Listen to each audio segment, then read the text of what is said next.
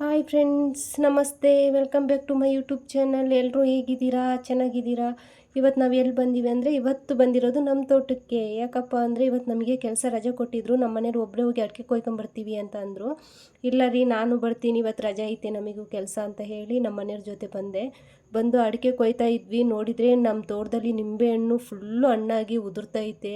ನೋಡಿದ ತಕ್ಷಣವೇ ತುಂಬಾ ಆಸೆ ಆಗ್ಬಿಡ್ತು. ಅಯ್ಯೋ, ಇಷ್ಟಕ್ಕೊಂದು ಹಣ್ಣು ಉದುರ್ತೈತಲ್ಲ ಅಂತ ಹೇಳಿ ನಮ್ಮ ಮನೇಲಿ ಕೇಳಿದೆ.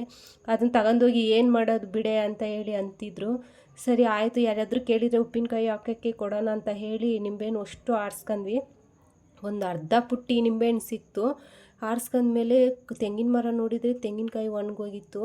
ಸರಿ, ಇದೂ ಮನೆಗಾದರೂ ಕಾಯಿ ಆಗುತ್ತೆ ಅಂತ ಹೇಳಿ ಅವ್ರನ್ನ ಕೊಯ್ಸೋಕೆ ಹೇಳಿದೆ. ನನಗೆ ತೆಂಗಿನಕಾಯಿ ಕೊಯ್ದು ಕೊಡ್ರಿ ಅಂತ ಹೇಳಿದೆ.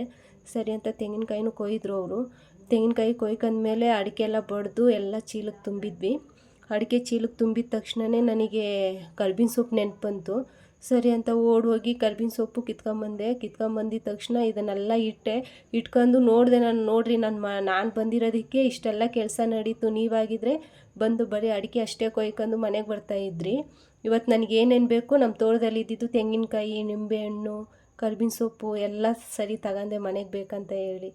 ನನಗೆ ತುಂಬ ಖುಷಿಯಾಯಿತು ನಮ್ಮ ತೋಟಕ್ಕೆ ಹೋಗಿ ಕೆಲಸ ಮಾಡಿದ್ದು. ಯಾಕಂದರೆ ಡೈಲಿ ಕೆಲಸಕ್ಕೆ ಹೋಗ್ತಾಯಿದ್ವಿ. ಇವತ್ತು ನಮ್ಮ ತೋಟಕ್ಕೆ ಹೋಗಿದ್ವಿ. Okay, thank you for watching. Bye.